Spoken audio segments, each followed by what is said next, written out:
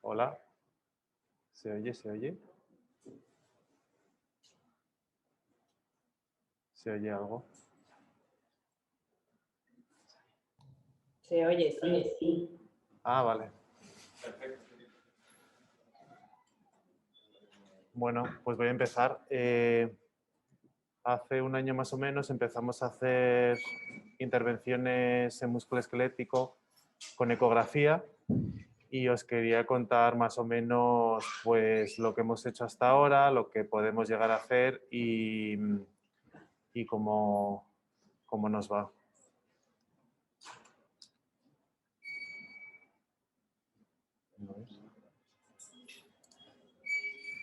Bueno, lo bueno de la ecografía es que permite una visualización directa de las estructuras y visión de la aguja en todo momento, así como una exploración dinámica, lo que evita potenciales complicaciones en este tipo de procedimientos. Para hacer un intervencionismo en músculo ecoguiado necesitamos primero un diagnóstico por imagen actualizado. No vale que hace un año tuviese alguien una bursitis o una sinovitis o un calcio, sino algo actualizado también para poder hablar con el paciente previo a un procedimiento. Y es necesario que el paciente presente clínica en el momento de actuar, ya que si el paciente ya no presenta ni molestias ni dolor, lógicamente no hay que hacer nada, o por lo menos esperar. Es imprescindible en este tipo de procedimientos realizar un seguimiento, un plan multidisciplinar para obtener el máximo rendimiento. Realizar algo cruento con ecografía en músculo esquelético tiene que ir aparejado con un seguimiento médico, ya sea de rehabilitación, traumatología o nosotros mismos dentro de 2 o 3 meses con una ecografía para ver qué tal va. Bueno, en general en el cuerpo humano podemos hacer artrocentesis de todas las articulaciones. Si existe líquido, siempre se puede obtener, si es patológico, algún tipo de célula. Y infiltrar, pues podemos infiltrar en las bursitis, en la sinovitis, tenosinovitis y a nivel intraarticular. Los fármacos que podemos infiltrar o más frecuente hacemos es con los corticoides anestésicos, que hay unos de corta y larga duración, hialurónico, alcohol, dextrosa, toxina botulínica, PRP, que está muy de moda ahora, y otros compuestos. Voy a ir por articulaciones. A nivel del hombro podemos infiltrar en la bursa subacromial. La bursa subacromial está muy inervada. Normalmente los pacientes que cuando les duele por la noche el hombro es porque tienen una pequeña cantidad de líquido en la bursa que al moverse, como está tan inervado, pues produce mucho dolor. A nivel intraarticular, sobre todo la capsulitis adhesiva, que con corticoides e hidrodilatación van muy bien porque también rompe las fibrosis de la cápsula. Podemos hacer artrocentesis para descartar pues, artritis séptica y enfermedades por depósitos o autoinmunes. En la corredera bicipital, pues, en la tenosinovitis del bíceps y ya en la sinovitis ya acromioclavicular y esternoclavicular. También lo que podemos hacer es en patología labral de cuadrantes posteriores, a veces se forman quistes paralabrales, igual que en el menisco se producen quistes parameniscales. Estos quistes se pueden alojar dentro de la escotadura supraescapular y pueden comprimir el nervio supraescapular, produciendo atrofia muscular. Entonces podemos vaciar esos quistes. Y luego también en el hombro podemos realizar lavados de derrame articular en hombros de Milwaukee, que son artropatía degenerativa por depósito cálcico. Y otra cosa que estamos haciendo bastante son los lavados de calcio. Los depósitos de calcio son frecuentes, se dan más en mujeres y pueden aparecer a nivel bilateral, son cristales de carbonato cálcico, su etiología es desconocida. No asocian estos calcios a mayor rotura tendinosa y es un proceso vivo. Esto quiere decir que va cambiando. Hay 3 estadios, uno indoloro no inflamatorio, que es calcificante, formativo y en reposo. Bueno, no es doloroso porque no inflama, pero sí que puede ser doloroso por el efecto mecánico que produce en el espacio subacromial, en el atrapamiento que pueda producir ese calcio. Y luego ya existe una fase inflamatoria muy dolorosa, que es la fase última de la calcificante, que es la resortiva, y la fase postcalcificante.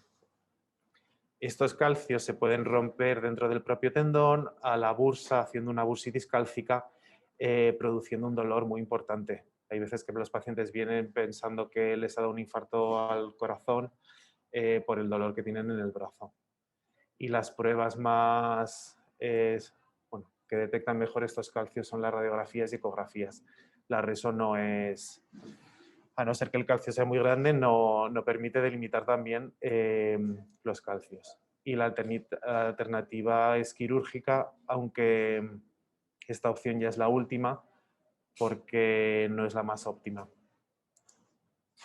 La ecografía nos permite localizar estos calcios, medirlos, decir si están dentro del tendón o en la bursa, porque también puede estar en la bursa, cuántos hay, qué morfología tienen, y diferenciaríamos unos que son duros, que tienen más sombra, que están en la fase inicial, que es la formativa, y luego más blandos, que es la resortiva, que es la dolorosa. Las indicaciones de lavado, yo siempre lo escribo en las ecografías, ya me vengan de centro de salud o de especialidades. Si encuentro un calcio, digo si es susceptible de lavado o no. Luego el médico peticionario puede pedir lo que quiera o valorar con rehabilitación, hacer ondas de choque. Entonces yo pongo si es susceptible cuando es mayor a 5 milímetros y no es una línea fina dentro del tendón. O sea, que sea más... O sea, a lo mejor no tiene que ser tan grande como esta, pero no pues puede ser así, pero no una línea fina que no voy a poder lavar ahí nada. Este, por ejemplo, sería una en la fase grumosa resortiva. No tiene mucha sombra y este sería un candidato bastante bueno. El paciente tiene que estar sintomático en el momento del lavado, no tiene que tener rotura, porque no sabríamos diferenciar cuál es lo que causa esa sintomatología, si es el propio calcio o es la rotura. Y nada, pues lo que he dicho, que lava mejor las blandas.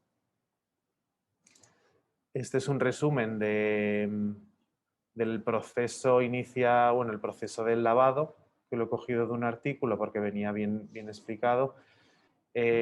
A los pacientes les doy un Valium media hora antes para que estén tranquilos, están tumbados, y anestesio piel, bursa subacromiosdeltoidea y luego tejidos pericálcicos. Me introduzco dentro, espero a que haga efecto y me introduzco dentro del calcio. Dentro del calcio lo que voy a hacer es con una Luer que está con mitad de suero, mitad de anestésico, voy haciendo pequeñas presiones en el émbolo y lo que pasa aquí que como solo he introducido por un orificio dentro del calcio, el calcio es como una cavidad con una cápsula llena de polvito blanco. Todo lo de alrededor me va a comprimir ese calcio, entonces lo poco que meta me va a volver hacia afuera. Entonces lo que intento es meter un poco de suero e intentar ir sacando el polvito cálcico. Y aquí vemos un ejemplo de cómo va apretando y va saliendo aquí como si fuesen pues, humos de fumar, así os. Y esto se va depositando y al final cuando le das la vuelta a la jeringa precipita todo aquí y se quedan estos polvitos. Y luego el paciente pues visualiza lo que tenía dentro y se queda como más satisfecho sabiendo que no tiene ya ese calcio. Al final lo que hago, como es un proceso un poco cruento dentro del tendón, y lo que quiero evitar es que haga un hombro congelado en las siguientes semanas o siguientes meses y que movilice ese hombro y que haga sus ejercicios y su fisioterapia, es infiltrar en la bursa un anestésico de larga duración, la bupivacaína, con un corticoide. y le hago un control a los 3 meses para ver cómo va su sintomatología y cómo va ese calcio. Si le sigue doliendo, le vuelvo a infiltrar corticoide y si no, pues ya le daría el alta por mi parte. Aquí tenemos un ejemplo del hospital, un calcio de como 1,5 centímetros, así como medio en fase grumosa, tiene un poco de sombra en el supraespinoso. Y aquí, pues un poco lo que llaman como un poco el efecto de boca de pez, que es que se abre y se cierra la cavidad del calcio. Ahí vemos la aguja y poco a poco los calcios se van absorbiendo con la aguja. Al paciente también le tengo un poco elevado para que la aguja para que vaya cayendo todo por gravedad. Este mismo paciente le hizo una ecografía a los 2 meses, no hizo falta que le infiltrase otra vez y lo que teníamos aquí del calcio pues se había reducido mucho de grosor y se ve aquí la cápsula y esto poco a poco pues se va reabsorbiendo. Otros casos que tenemos del hospital es más o menos el mismo ejemplo, aquí tiene más sombra, es todo este calcio que tenía por aquí. Aquí vemos la aguja, cómo se mete suero dentro de la cavidad y se va lavando. Y al final, pues a los 2 meses o 3 meses está muy reducido, muy lineal y esta es la calcificación lineal que se irá reabsorbiendo poco a poco. Este es otro caso más llamativo que ni siquiera vemos al final, ya se ha reabsorbido hasta la cápsula. Este es el típico pues, calcio fetén para lavar porque no tiene casi sombra y bueno, pues los pacientes al final están muy, muy agradecidos porque les has quitado el dolor. Otros procedimientos que podemos hacer, bueno, como os he dicho, artrocentesis podemos hacer en cualquier articulación. Este es un caso de hace poco. Un paciente ingresó con una inflamación a nivel de la articulación esternoclavicular. Tenía mucho aumento de partes blandas, un poco de líquido ahí, entonces nos pidieron una muestra en un paciente que ya tenía historia de ataques de gota.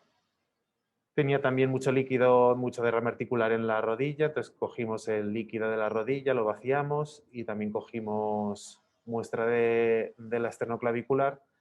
De la rodilla salió muy clarito, o sea, más en relación con gota, y aquí salió mucho más seroso y sanguinolento.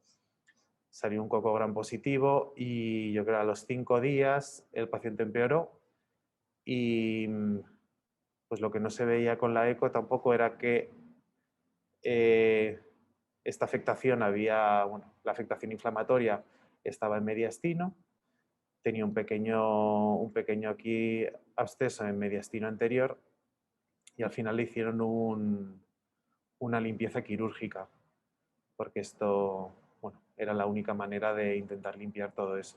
Y aparte tenía una aquí condritis de la primera costilla. También hemos empezado a hacer artrotac y artroresonancias. Hago en el futuro daré una sesión solo de artro. Sobre todo está indicado en pacientes jóvenes que tienen historia de luxación. Estas luxaciones están debidas a inestabilidades anteriores o posteriores o multidireccionales del hombro. Para alteración de la estabilidad del hombro, pues intervienen pues, todos los elementos de la articulación y se debe a varios motivos. En este caso era un paciente joven con luxaciones recidivantes, luxaciones anteriores recidivantes, que son las más frecuentes. Vemos aquí un pequeño Hill-Sachs y aquí una fractura del borde glenoideo anteroinferior, que sería un bancar óseo. Podemos ver aquí que este paciente ya tenía como unos pequeños túneles aquí de tornillos porque ya le habían operado el labrum, le habían fijado el labrum precisamente pues, por luxaciones anteriores. Lo que les interesa también a los traumatólogos en este tipo de luxaciones es ver qué pérdida ósea hay en la cavidad glenoidea. Esto tendría que tener una forma de pera, pero tras luxación y luxación ha ido perdiendo superficie ósea y la relación entre esta pérdida y el tamaño del Hill-Sachs. Porque hay veces que si esta pérdida es demasiado grande, tienen que coger la apófisis coracoides y bajarla aquí abajo para hacer una superficie glenoidea mucho mayor y que no se luxe, que sería la cirugía de Laterjet. En este caso, bueno, yo suelo pongo a los pacientes en decúbito lateral y hago, bueno, con una espinal meto más o menos 12 mililitros de volumen de una mezcla de contraste yodado con gadolinio y con anestesia. Suelo hacer las dos pruebas porque el Arthrotac me delimita mucho mejor la superficie ósea, el cartílago, y hay veces que los pacientes no colaboran y ya que he hecho este procedimiento, pues quiero asegurarme de tener dos pruebas en las que pueda realmente hacer un diagnóstico. Este paciente es justo el contrario, tiene un Hill-Sachs inverso con un poco de edema aquí, tiene una lesión de la cápsula posterior y luego aquí se ven bien los ligamentos glenumerales inferiores, que son plegamientos de la cápsula. El pilar posterior del ligamento, bueno, la vertiente posterior del ligamento glenumeral inferior está rota.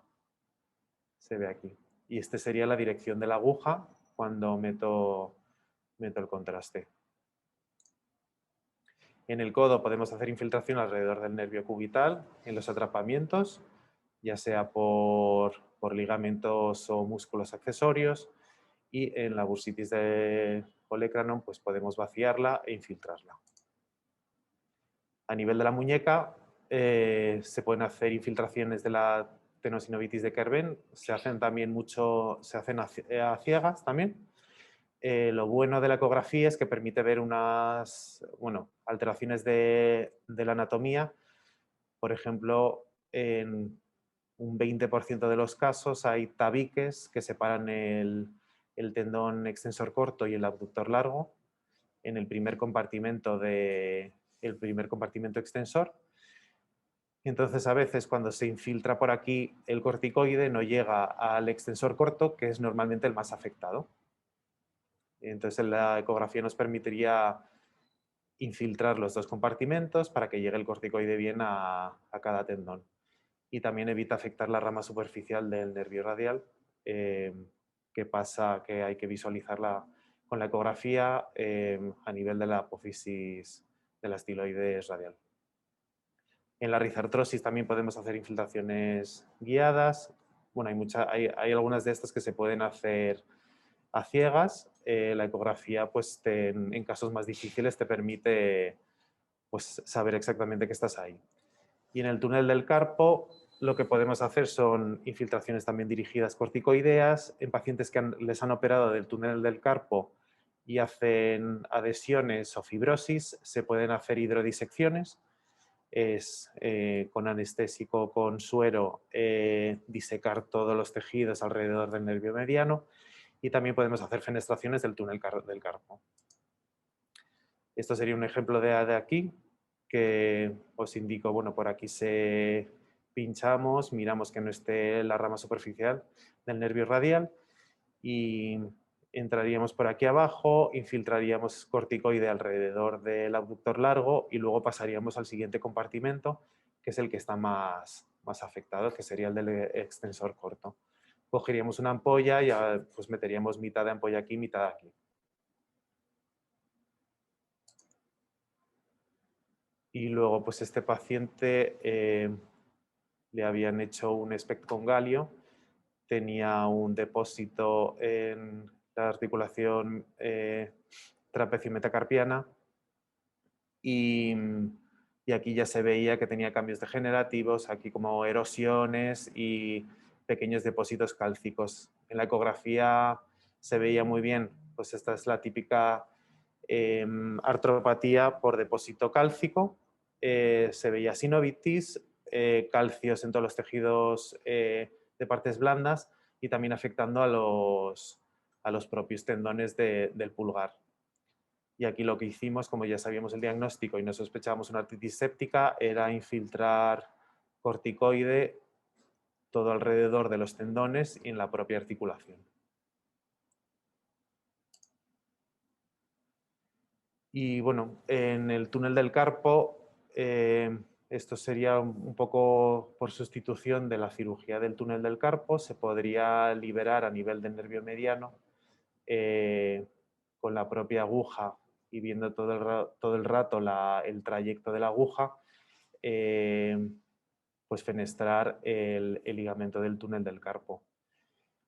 Aquí lo que vemos, bueno, en las ecografías de muñeca normalmente hay signos indirectos de compresión del nervio mediano, craneal al ligamento del túnel del carpo, se puede medir el área del nervio mediano y si está engrosado el área en un corte axial indicaría que está inflamado porque hay una estenosis dentro del túnel del carpo.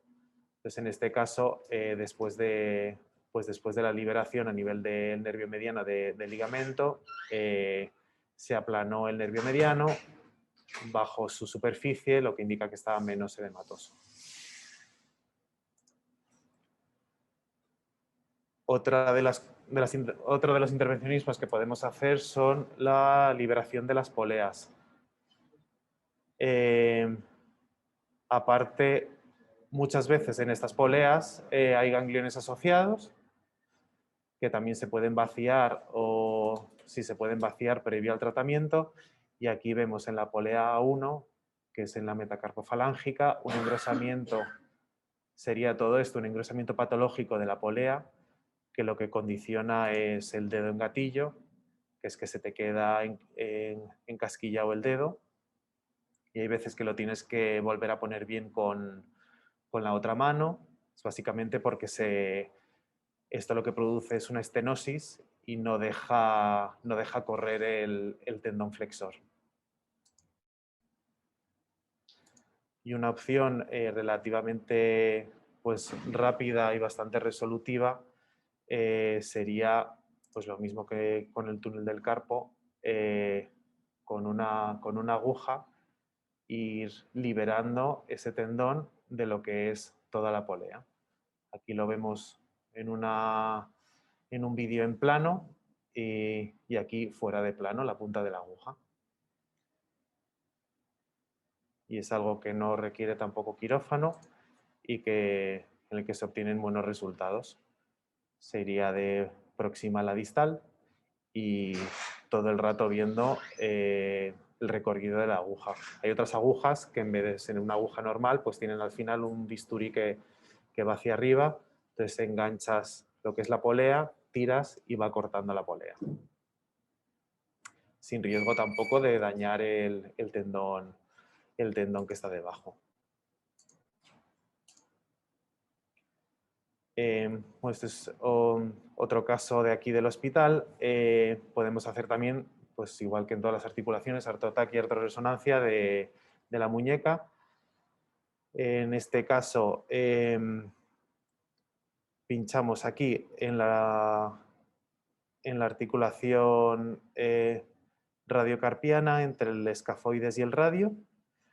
Ponemos 3 mililitros de la mezcla que os he dicho antes, justo debajo del tubérculo de Lister, que es donde no pasan tendones. Aquí vemos la aguja, infiltramos aquí el compuesto con anestésico y con contraste. Y lo bueno también es que cuando infiltramos aquí el contraste, podemos ver un signo indirecto de que bueno, básicamente esto se pide sobre todo para el fibrocartílago. Bueno, también se puede pedir por otro tipo de ligamentos, pero lo más frecuente es por fibrocartílago. Cuando inyectamos aquí contraste, si vemos que la articulación radiocubital distal se rellena con líquido, es que hay una comunicación directa, o sea que podemos ya antes de que se haga la artroresonancia o artrotac saber que esto está roto de alguna de las maneras. Y luego lo que quieren saber los traumatólogos es dónde está roto y cómo está roto. Entonces, bueno, el fibrocartílago es una estructura compleja y hay pues una clasificación. Aquí vemos una úlcera y comunicación entre los dos espacios articulares.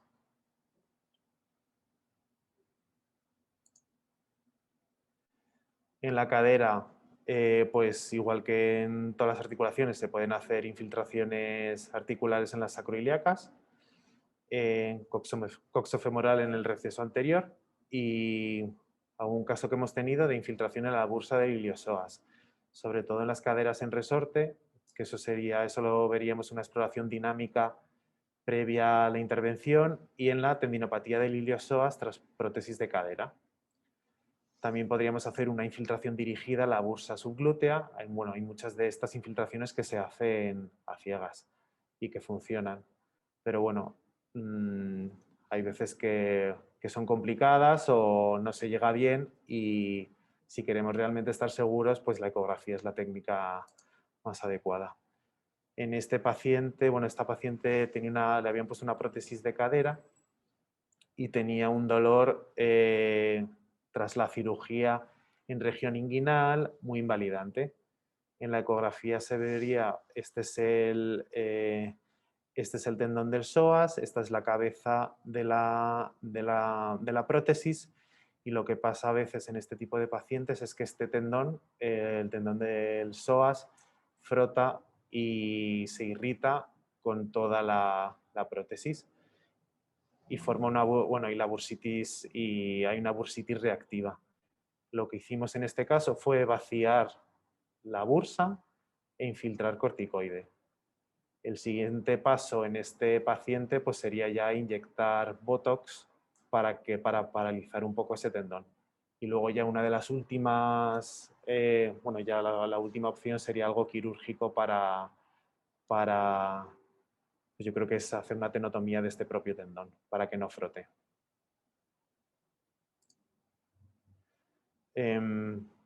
Pues al igual que el calcio que hemos visto antes, aquí tuvimos una paciente con una calcificación del tendón directo e indirecto del recto femoral.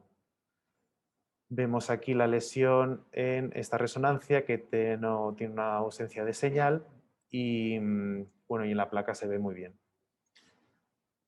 Era una chica joven que le dolía, bueno, creo que era gimnasta y le dolía bastante, había dejado de hacer ejercicio por este tipo de dolor, y lo que les ofrecimos fue pues hacer lo mismo que en el lavado del hombro. Vemos aquí el calcio, llegamos con una espinal aquí en medio y ya vemos cómo ese calcio se ha abierto con la pequeña cavidad dentro. Intentamos aspirar esos calcios para solucionar un poco su patología. Hay veces que tampoco se ensucia mucho el líquido en la jeringa, pero el simple hecho de abrir esto ya estamos haciendo daño al calcio y estamos provocando que haya un cambio. Hay veces que los calcios son tan duros que no se pueden lavar, entonces en ese momento lo que se opta es por romperlo por distintos puntos. Entonces, bueno, no, esto no pasó aquí, pero sería atravesarlo por aquí, por aquí, por aquí, por aquí, para intentar desintegrarlo un poco y que se empiece a reabsorber.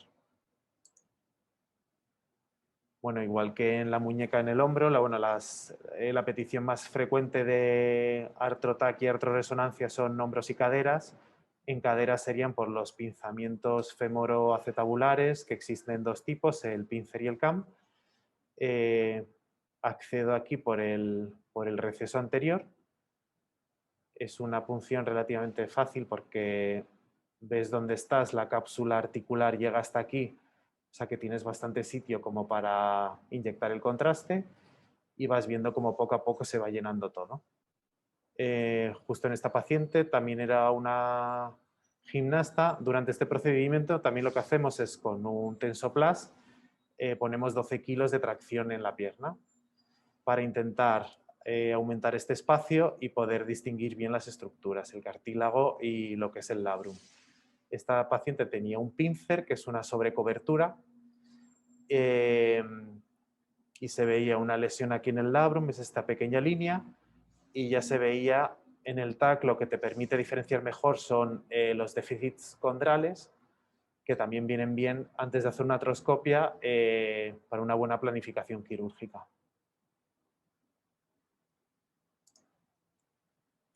En la rodilla, una de las, artrocentesis normalmente eso se hace a ciegas, es bastante fácil. Cuando un paciente tiene la rodilla hinchada, pues se pincha y sale líquido. Aquí lo que se puede hacer son el tratamiento de los quistes de Baker. En este paciente lo que hicimos, tenía un quiste de Baker con una porción complicada, que se veía aquí un coágulo que era esto en la resonancia. Entonces lo que hicimos fue vaciar el quiste de Baker e infiltrar un poco de corticoide.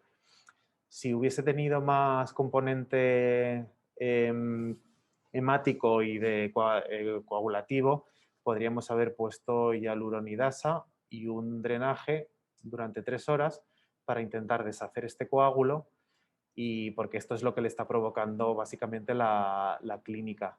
Pero era muy pequeño y era un paciente bastante complicado, así que decidimos pues intentar vaciar esto y a ver si con corticoide funcionaba. Luego ya llegamos al tobillo y el pie. En el tobillo y el pie pues hay muchas estructuras que producen dolor, sobre todo un dolor posterior de tendinitis, entesitis, paratenonitis y bursitis retrocalcánea. Las infiltraciones útiles, el paratenon recubre el tendón de Aquiles y es como si fuese una tenosinovitis, pero se llama paratenon. Y se puede infiltrar con ácido hialurónico, y también podemos poner ese ácido hialurónico en las bursas, en la bursitis. Y la tendinopatía no insercional, la que está en el tercio medio del tendón de Aquiles. El tendón de Aquiles, junto con su grasa preaquílea, tiene mucha vascularización si está inflamado. Entonces lo que hacemos es disecar el plano entre el tendón de Aquiles y la grasa para romper todos esos vasos. Otra cosa que podemos hacer es infiltraciones articulares, tratamiento de la fascitis plantar y tratamiento del neuroma de Morton. Para las artropatías, esta era una paciente con artritis idiopática juvenil. Ya en la resonancia vemos muchos cambios inflamatorios, con edema, sinovitis, erosiones y captación, y aumento de partes blandas.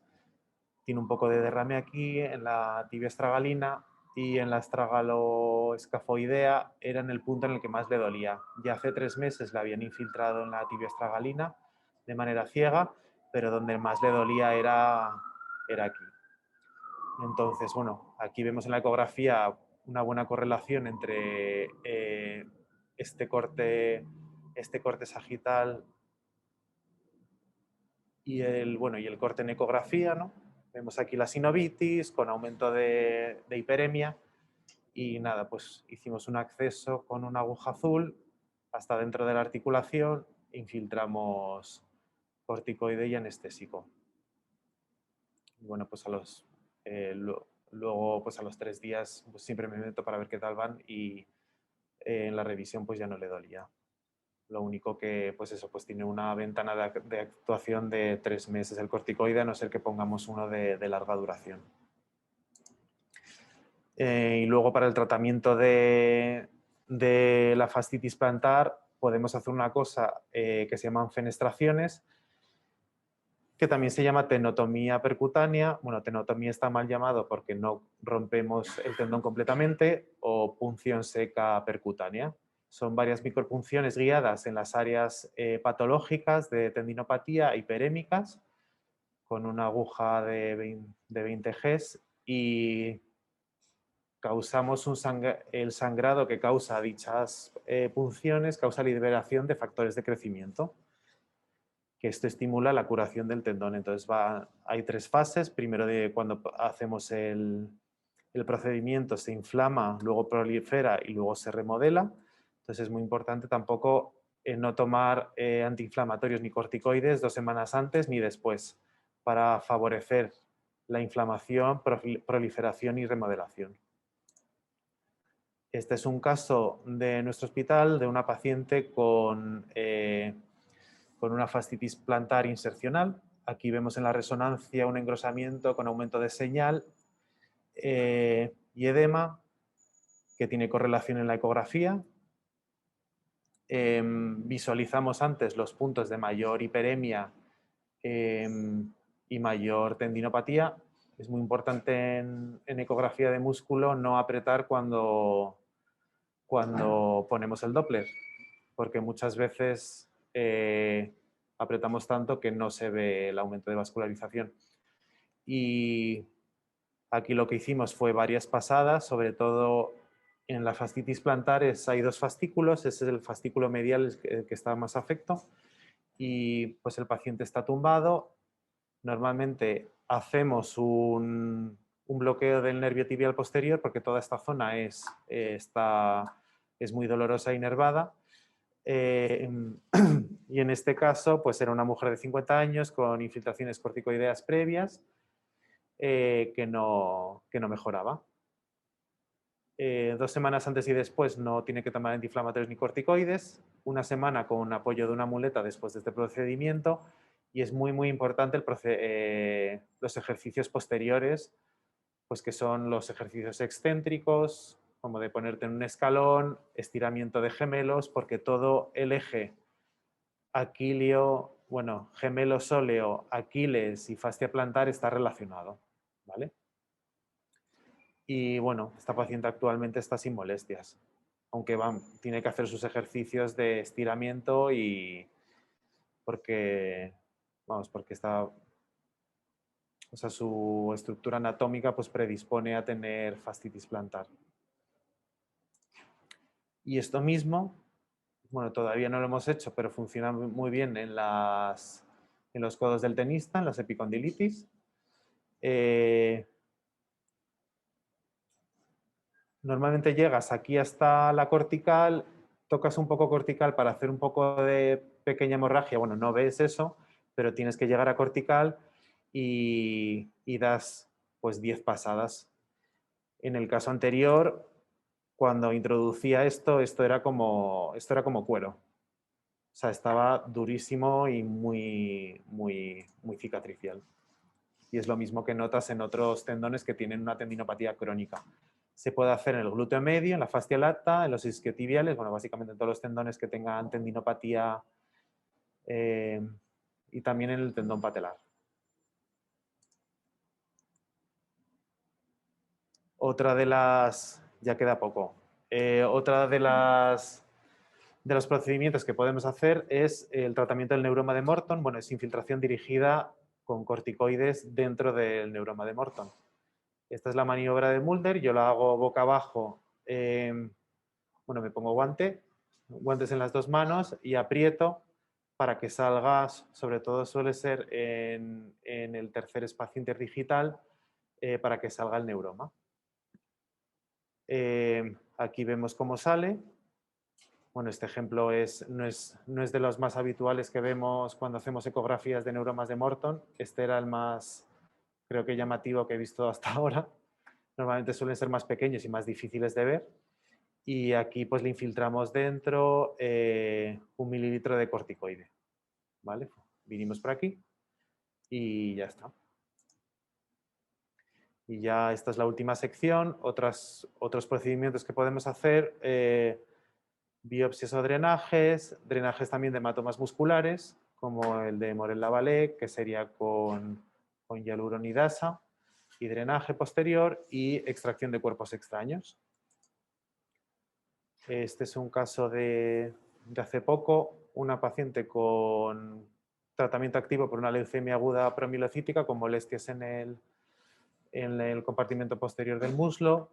Se veían muchos cambios flemonosos, mucha hiperemia y una colección aquí. Pinchamos la colección para llevar muestras a micro y luego hicimos la resonancia y se veía la pequeña colección aquí, que bueno, todavía no han salido los resultados. Y este fue pues, el drenaje de un absceso que estaba profundo, una úlcera, donde creció un coco gram positivo. Y nada, esto lo hicimos al final con jeringa. Salió muy sanguinolento, que parecía hematoma, pero al final estaba todo infectado. Y pues uno de los procedimientos que podríamos hacer también que sería útil sobre todo para reumatología, si necesitase muestra de la sinovial o de la cubierta del tendón, podríamos utilizar lo que son estos con un introductor y luego esto es un Harman. Pasando el introductor, bueno, esta no es la misma zona, pero es el mecanismo, pones el introductor con una guía, metes el Harman, luego lo abres, que aquí parece como una boca de cocodrilo, y esto es la vaina de un tendón engrosado en un paciente con una enfermedad reumatológica que necesitaban un trozo de esa vaina. Otro caso aquí, en una resonancia de codo, se ve sinovitis muy llamativa en todos los compartimentos. La ecografía lo que te permite es ver qué zona está más hiperémica y qué zona es más accesible. Intentaríamos ir a la zona más hiperémica, que nos daría un resultado más positivo, y nada, pues esto se puede ir pues con una pistola y es superficial y es bastante rápido y efectivo. Y ya por último tenemos algo que me parece muy interesante, que son la extracción de cuerpos extraños, para evitar cirugías, y sobre todo son cosas muy pequeñas, muy molestas, astillas de rosa que se quedan ahí enquistadas y que duelen y que se infectan. La ecografía es excelente para detectar cuerpos extraños. En combinación podríamos utilizar radiografía y TAC en función del material, y nos habla de la hiperecogenicidad, la sombra acústica y el halo hipoecoico, que nos puede ayudar en clasificar qué tipo de cuerpo extraño es.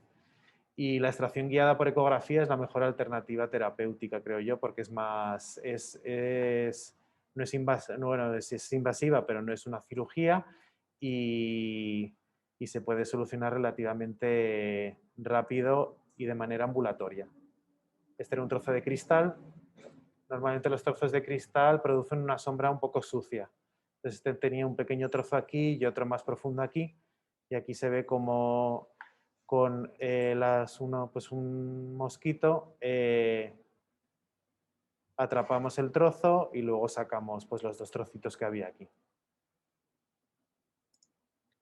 Y luego, como conclusión, bueno, el intervencionismo ecoguiado es una herramienta bastante útil para bastantes especialidades y que pueden solucionar problemas a los pacientes. El protocolo de actuación en cada patología debería ir de menos a más cruento, que estemos todos de acuerdo y que tenga un seguimiento por parte nuestro de las especialidades peticionarias, para que no caiga en saco roto lo que hagamos aquí. Y los casos discutidos, pues entre los compañeros ver qué puedo aprender yo de otras especialidades y qué pueden aprender de mí otras especialidades. Y valoramos cualquier nuevo intervencionismo que salga y que sea útil, y en el futuro, pues otras cosas que pueden evolucionar en la ecografía, pues a lo mejor las biopsias de ecografía con contraste, fusión con reso, elastografía.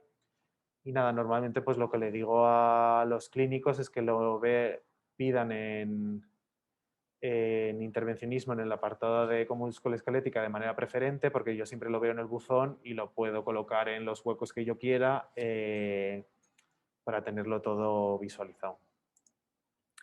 Nada, esta es la bibliografía, si alguien la quiere me la pide, y ya está.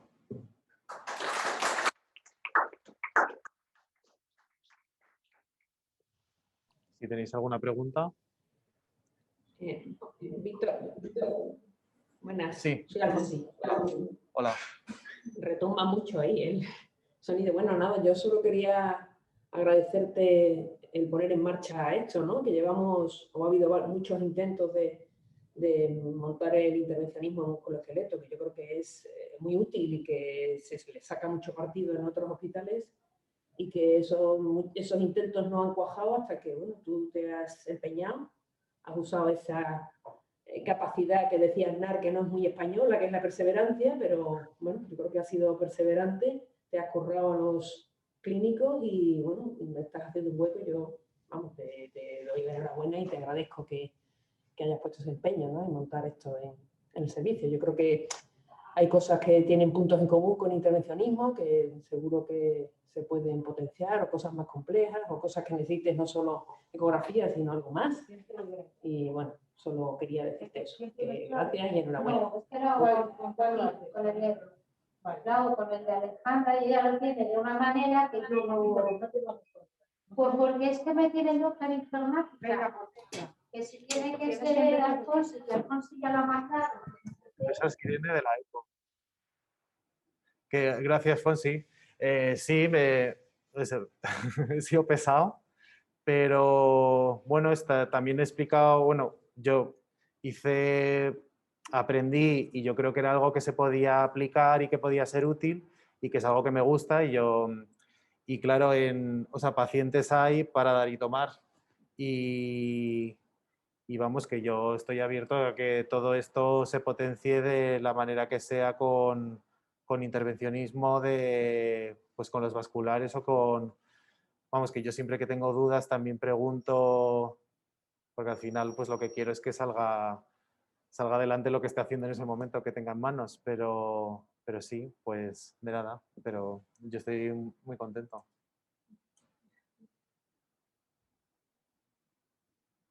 ¿Ya?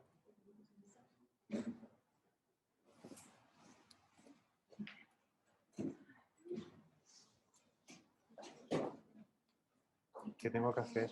Dejar de compartir y ahora finalizar.